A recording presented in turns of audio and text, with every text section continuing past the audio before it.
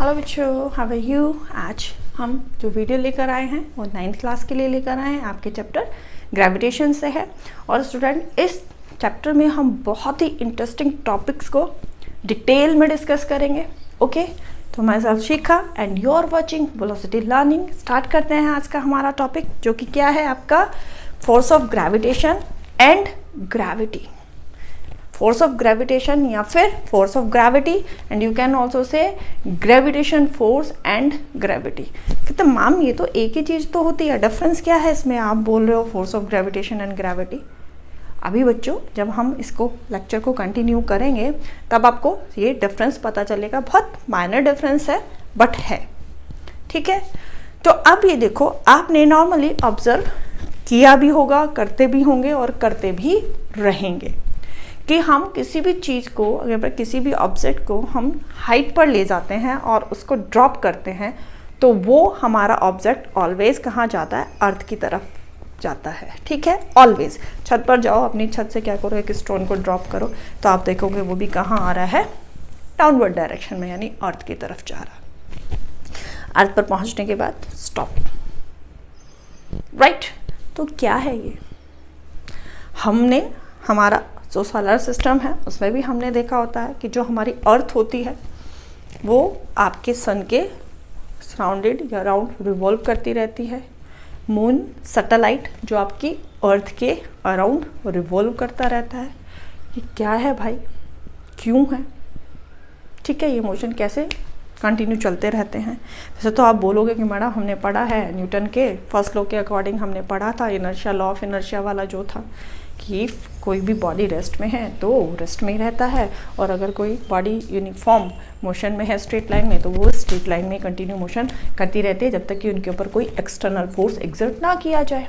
आई agree. तो तुम कहोगे कि वो यूनिफॉर्म मोशन में घूम रही है, जब तो घूमती रहेगी। लेकिन मैं अब आपसे पूछूंगी कि सर्कुलर मोशन यूनिफॉर्म कैसे हुआ? बात करेंगे अभी हम सब चीज़ों की। पहले बात करते हैं कि यहाँ पर ये जो ऑब्जेक्ट है, जब भी हम हाइट से फॉल करते हैं अर्थ की तरफ जाता है तो इट मीन्स यहाँ पर क्या कर रही है? डेफिनेटली अर्थ कोई ना कोई फोर्स यहाँ पर एग्जर्ट कर रही है, क्योंकि फिजिक्स में हमने पढ़ा है पुल और push called force.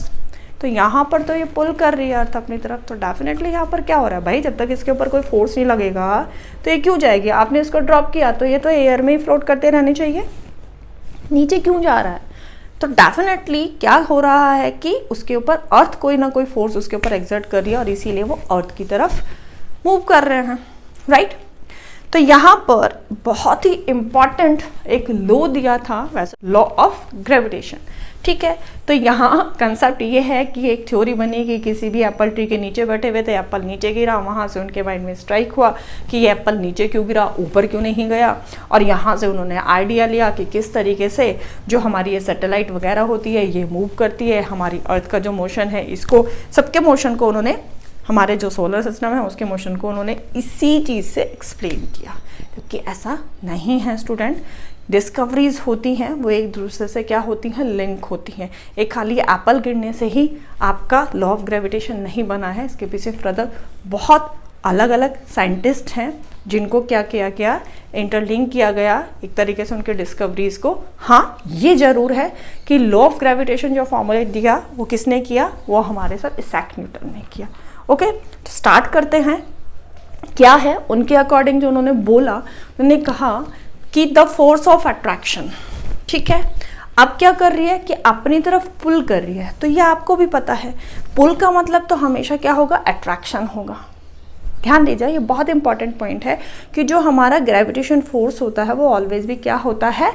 Attractive force होता है, रिपल्सिव फोर्स नहीं होता, अट्रैक्टिव। क्योंकि अपनी तरफ क्या कर रही है? पुल कर रही है। पुल करेगी तो अट्रैक्शन है, तो दैट्स वाई ये हमेशा क्या होगा? अट्रैक्टिव होगा। तो अकॉर्डिंग टू न्यूटन सर क्या बोला उन्होंने?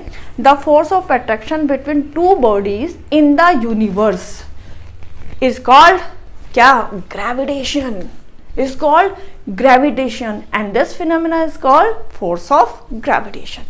यानी इस यूनिवर्स में, नॉट ओनली अबाउट अर्थ, इस यूनिवर्स में दो बॉडीज के बीच में एक फोर्स ऑफ अट्रैक्शन लगता है, यानी हर एक ऑब्जेक्ट क्या करता है इसमें यूनिवर्स में एक दूसरे को क्या करता है? अट्रैक्ट करता है, ठीक है, दो बॉडीज के बीच में फोर्स ऑफ अट्रैक्शन होता है, और यही फोर्स ऑफ अट्रैक्शन न्यूटन ने बोला क्या होता है, ग्रेविटेशन या फिर force of gravitation, right. Okay, and अब हम कह रहे थे कि आपको ग्रेविटेशन और ग्रेविटी में क्या है डिफरेंस, देखो पता चलेगा यहाँ पर। द फोर्स ऑफ, यहाँ पर बस ये ध्यान रखना है, between two bodies in the universe, right. Here is the force of attraction between earth and any other body in the universe, earth और any other body in the universe, ठीक है, वो क्या कहलाता है आपका, ग्रेविटी। यानी अर्थ के और डिफरेंट बॉडीज के बीच में जो फोर्स ऑफ अट्रैक्शन हो रहा है बच्चों, वो होता है ग्रेविटी। तो gravity is relate to earth and gravitation relate to whole universe. जब भी यूनिवर्स में टू बॉडीज के बीच में फोर्स ऑफ अट्रैक्शन होगा, एक्सर्ट होगा, वहां पर आपका होगा ग्रेविटेशन या force of gravitation, and gravity only earth, यानी अर्थ जो फोर्स एक्सर्ट करेगी या फोर्स, जिस फोर्स के साथ अर्थ किसी भी ऑब्जेक्ट को पुल करेगी, दैट इज कॉल्ड ग्रेविटी या फोर्स ऑफ ग्रेविटी। तो ये माइनर सा डिफरेंस था, फोर्स ऑफ अट्रैक्शन दोनों में होता है, बट जहां पर अर्थ आ जाता है कि अर्थ और किसी अनदर बॉडी के बीच में फोर्स ऑफ अट्रैक्शन लग रहा है, that is called force of gravity. Okay, अब इसके बहुत से एग्जाम्पल है, देखो इतना सिंपल एग्जाम्पल है कि अगर हम एटमॉस्फेयर की बात करते हैं तो ये हमारे ग्रेविटेशनल फोर्स की वजह से ही होता है कि gravitational force holding the atmosphere above the earth, ये जितना भी एटमॉस्फेयर होल्ड किया हुआ है अर्थ के अबव, ये सारा किसकी वजह से है, आपके ग्रेविटेशन फोर्स की वजह से है। Rain falling to the earth also the example of a gravitational force.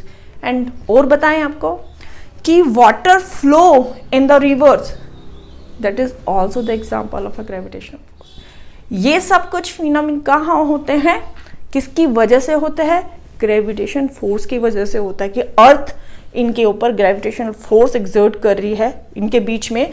यानी आपके अगर बात करूँ रेन और जो अर्थ का होता है उसके बीच में ग्रेविटेशन फोर्स है, दैट्स वाई रेन क्या करती है, फॉल होती है टू द अर्थ,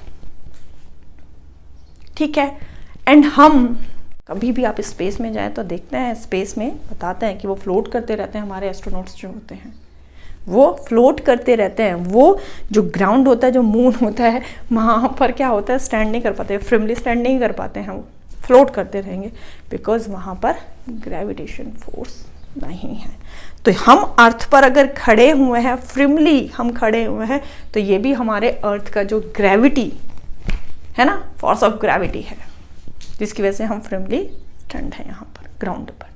तो ये सारे एग्जाम्पल है ग्रेविटी के।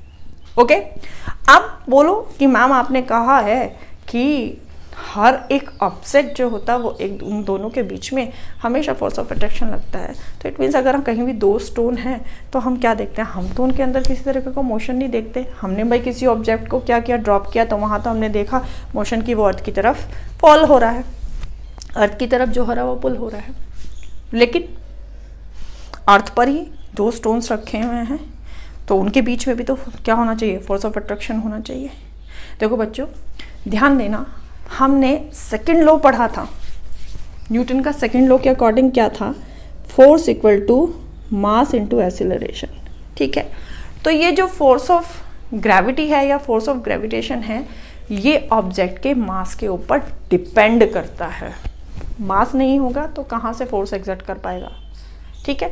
तो ये मास की वैल्यू के ऊपर डिपेंड करता है। अब तुमने कह दिया दो स्टोन पड़े हुए हैं भाई, ये मानो यहाँ पर ये 5 kg का है, ये 10 kg का है, तो आप बोलोगे मैडम इन दोनों के बीच में डेफिनेटली है, मास भी है, तो इनका जो है हमें ऑब्जर्व होना चाहिए कि ये मूव कर रहे हैं, इनके बीच में फोर्स ऑफ अट्रैक्शन लग रहा है तो ये मूव करने चाहिए, कोई तो करेगा, ये ज़्यादा है तो ये अपनी तरफ करेगा। लेकिन भाई ये कहाँ है, अर्थ पर, तो अर्थ भी तो उनको क्या कर रही है, अट्रैक्ट कर रही है। तो भाई इसका मास बहुत ज़्यादा है तो किसकी तरफ अट्रैक्ट होंगे, आपको किसका ऑब्जर्व होगा, अर्थ की साइड वाला आपको ऑब्जर्व होगा। इनका आपस का ऑब्जर्व नहीं होगा क्योंकि मास के ऊपर डिपेंड करते हैं। रीज़न देखो कैसे, यहाँ से वी नो दैट कि force equal to mass into acceleration. अगर हम मोशन इट मीन्स एक्सेलरेशन, अगर हम एक्सेलरेशन निकालते हैं तो क्या होता है, acceleration equal to force upon mass, यानी एक्सेलरेशन जितना ज़्यादा होगा directly proportional to the force और मास के इन्वर्सली प्रोपोर्शनल होगा। मोशन जो होगा बाय डायरेक्टली फोर्स, आप जितना ज़्यादा फोर्स लगाएंगे उतना ज़्यादा एक्सेलरेशन प्रोड्यूस होगा, जितना कम फोर्स लगाएंगे उतना ही एक्सेलरेशन कम होगा। बट यहाँ मास के इन्वर्सली प्रोपोर्शनल है कि अगर आपका मास कम है तो एक्सेलरेशन ज़्यादा होगा, ठीक है, और अगर मास ज़्यादा है तो एक्सेलरेशन क्या होगा, कम होगा। ये हो गया आपका कोई ऑब्जेक्ट जिसका मास क्या है, m है। ये हो गई हमारी अर्थ, तो डेफिनेटली अर्थ का मास बहुत ज़्यादा है। अब तुम कहोगे कि मैडम हमने कहा कि दो ऑब्जेक्ट के बीच में यहाँ पर फोर्स ऑफ अट्रैक्शन लग रहा है, क्योंकि कहा है कि दो ऑब्जेक्ट के बीच में लगा, दो बॉडीज़ के बीच में लगता है, तो ये अर्थ इसके यहाँ लग रहा है। तो भाई हम तो सिर्फ इसी को मोशन करते हुए देखते हैं, इसको तो मोशन करते हुए देखते हैं। अर्थ उसकी तरफ जानी चाहिए जब दोनों कर रही है तो, लेकिन हम तो क्या करते हैं, केवल इस ऑब्जेक्ट को ही अर्थ की तरफ मूव करते हुए देखते हैं। तो रीजन इज दैट डिफरेंस कहाँ है, मासेस में है। फोर्स तो ये इसके ऊपर, भाई ये बॉडी भी जो m है, ये जो बॉडी है आपकी ए बॉडी भी क्या कर रही है, आपकी अर्थ के ऊपर फोर्स एग्जर्ट कर रही है और अर्थ आपकी ए बॉडी के ऊपर कर रही है, लेकिन दोनों के मास में बहुत ज़्यादा डिफरेंस है। आपका इसका जो मास है वो लेस है, ठीक है। यहाँ पर अगर मैं बात करती हूँ मास ए आपका क्या है, लेस देन मास ई, ठीक है, मास ऑफ अर्थ, यानी इससे क्या है, कम है। तो हमें एक्सेलरेशन किस में ज़्यादा प्रोड्यूस होगा, जिसका मास क्या है आपका, कम है, क्योंकि ये इन्वर्सली प्रोपोर्शनल है। तो इसीलिए हमें जो ये स्टोन है या जो बॉडी है इसके अंदर या हम जो ये मार्कर लीव करते हैं या ड्रॉप करते हैं, सॉरी, तो इस मार्कर का मास बहुत कम है कंपैरिजन टू अर्थ। तो एक्सेलरेशन जो होगा वो आपके मार्कर में होगा, आपके अर्थ में नहीं होगा, क्योंकि अर्थ का मास बहुत ज़्यादा है। ओके, तो ये रीज़न है कि हम नहीं देखते हैं कि अर्थ भी उधर की तरफ मूव करेगी, ठीक है, क्योंकि totally depend on mass. Okay, got it, ये चीज़ समझ में आई होगी। अब आता है कि हमने ये क्यों कहा बच्चों कि यहाँ पर यूनिवर्स में बात करते हैं कि हमारा जो सोलर सिस्टम होता है वहाँ पर मून की बात कर लेते हैं, ठीक है। वहाँ पर भी हम बताते हैं कैसे एक फोर्स एक्सर्ट हो रहा है। लेट, ये अर्थ है,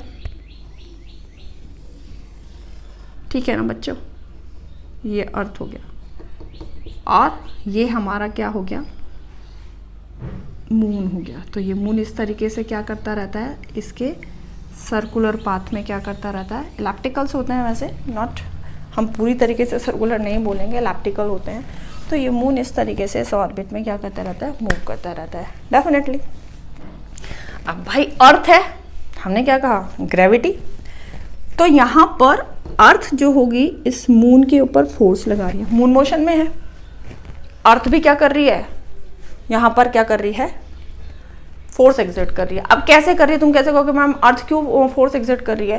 भाई देखो, अगर हम बोले कि मून के पास खुद का मोशन था, ठीक है, तो मून के ऊपर कहीं अगर एक्सटर्नल फोर्स एक्सर्ट नहीं हो रहा है तो भाई ये जो मून है अपने एक स्ट्रेट लाइन में इसी तरीके से मूव करता रहेगा, है ना, एक स्ट्रेट लाइन में इनर्शिया के थ्रू क्या करता रहेगा, मूव करता रहेगा, ऐसे चलता रहेगा अपने मोशन में, यूनिफॉर्म मोशन है स्ट्रेट लाइन में, आई एग्री।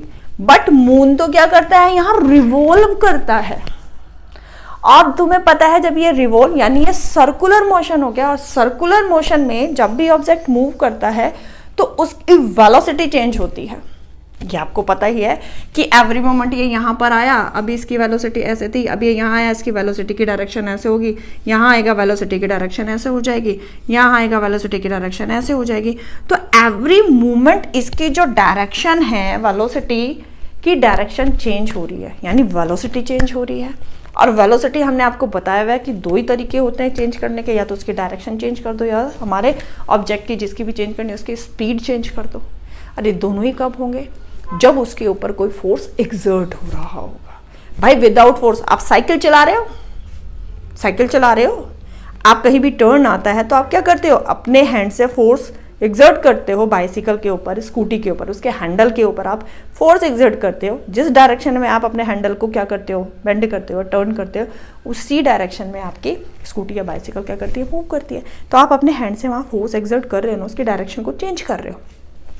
तो यहाँ पर भी मून भाई इस तरीके से घूम रहा है, एवरी मोमेंट उसकी वेलोसिटी चेंज हो रही है, तो उसके ऊपर कोई ना कोई तो फोर्स एग्जर्ट हो रहा है। और अर्थ के रिवॉल्व कर रहा है अराउंड में, है ना। तो इट मीन्स अर्थ भी इसके ऊपर एक फोर्स एग्जर्ट कर रही है, जिसकी वजह से इसका वेलोसिटी चेंज हो रहा है। और यही फोर्स, ठीक है, that force is called force of gravity, right.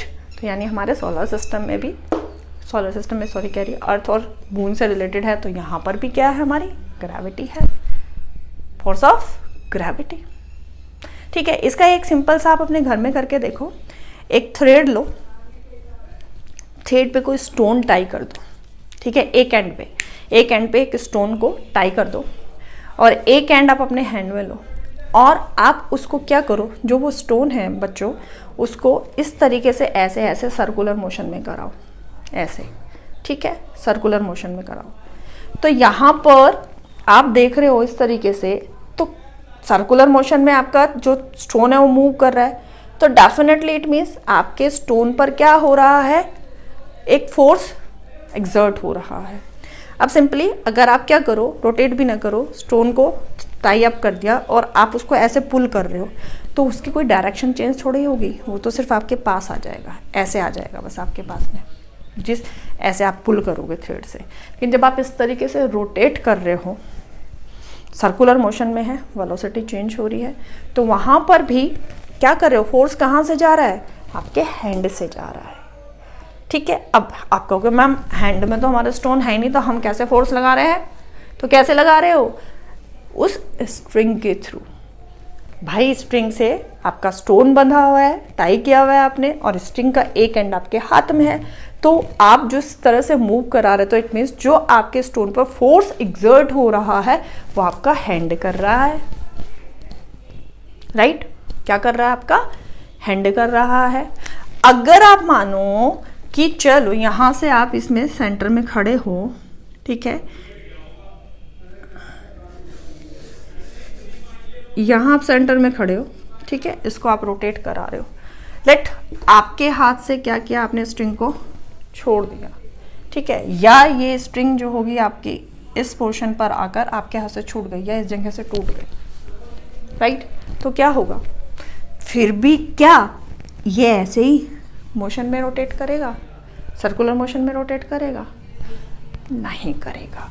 वो क्या करेगा, केवल उसी पोर्शन पर जो टेंजेंट बना हुआ होगा, अलोंग दिस टेंजेंट मूव करेगा, यानी स्ट्रेट, इस तरीके से बिल्कुल स्ट्रेट मूव करेगा इस लाइन के थ्रू, ऐसे सर्कुलर में नहीं करेगा, क्योंकि वो तो अपना इनर्शिया के थ्रू एक स्ट्रेट मोशन में मूव करेगा, क्योंकि यहाँ जिसकी वजह से इसकी डायरेक्शन या वेलोसिटी चेंज हो रही थी, अब वो फोर्स इसके ऊपर नहीं लग रहा है, ठीक है। तो ये अपना इस टेंजेंट के अलोंग क्या करेगा, मोशन करेगा। Okay, got it this thing. तो यहाँ पर इट मीन्स आप भी यहाँ पर ये जो फोर्स एग्जर्ट कर रहे हो, यही हमारी अर्थ मून के ऊपर करती है, और मून के ऊपर फोर्स एग्जर्ट करती रहती है, जब भी ये मून क्या होते हैं, इस सर्कुलर मोशन में क्या करते रहते हैं, मूव कर रहे होते हैं। तो ये फोर्स क्या हुआ आपका, फोर्स ऑफ ग्रेविटी, ठीक है। तो मेन थिंग क्या थी कि न्यूटन सर ने हमें एक लॉ ऑफ ग्रेविटेशन दिया, जिसके अकॉर्डिंग उन्होंने बताया कि the force of attraction between two bodies in the universe, ठीक है, इज कॉल्ड ग्रेविटेशन, यानी दो बॉडीज के बीच में फोर्स ऑफ अट्रैक्शन एग्जर्ट होता है, और उसी फोर्स ऑफ अट्रैक्शन को फोर्स ऑफ ग्रेविटेशन बोलते हैं। और अर्थ और फर्दर बॉडीज के बीच में भी फोर्स ऑफ अट्रैक्शन वर्क करता है, और उसको हम क्या बोलते हैं, फोर्स ऑफ ग्रेविटी, ठीक है। इसके मैंने एग्जांपल्स दिए थे आपको। तो एवरीथिंग अभी इससे रिलेटेड आगे चलेंगे, क्योंकि इसके लिए हमने मेन बताया था सर ने दिया था, हमारे जो न्यूटन सर थे उन्होंने दिया था यूनिवर्सल लॉ ऑफ ग्रेविटेशन, ठीक है, दिया था बताते, जिसको हम लॉ ऑफ ग्रेविटेशन भी बोलते हैं, न्यूटन्स लॉ ऑफ ग्रेविटेशन। इसको डिस्कस करेंगे अपनी नई जो वीडियो लेकर आएंगे। नेक्स्ट वाला टॉपिक हमारा यही होगा स्टूडेंट। बस इसमें ध्यान रखना है कि ये जो फोर्स ऑफ अट्रैक्शन होता है, ठीक है, ये किसके ऊपर डिपेंड करता है, ऑब्जेक्ट के मासेस के ऊपर डिपेंड करता है, ठीक है। तो ये आपका क्या था, gravitation force and gravity. Hopefully आपको ग्रेविटेशन फोर्स और फोर्स ऑफ ग्रेविटी में क्या है डिफरेंस पता चला होगा, माइन्यूट सा डिफरेंस है, ठीक है। अब आप कहेंगे कि हाँ अच्छा मैम अब समझ में आ गया है, जो आपने यहाँ पर ये एंड यूज़ किया था, ये एंड क्यों आया था, हम तो नहीं तो अभी तक ये सोच रहे थे कि फोर्स ऑफ ग्रेविटेशन हो या फोर्स ऑफ ग्रेविटी सिमिलर है, ठीक है। तो होपफुली बच्चों ये कंसेप्ट आपको क्लियर हुआ होगा। स्टूडेंट्स अगर आपको मेरी वीडियो अच्छी लगी हो तो मेरी वीडियो को लाइक करें एंड प्लीज़ मेरे चैनल को सब्सक्राइब करें। Thank you.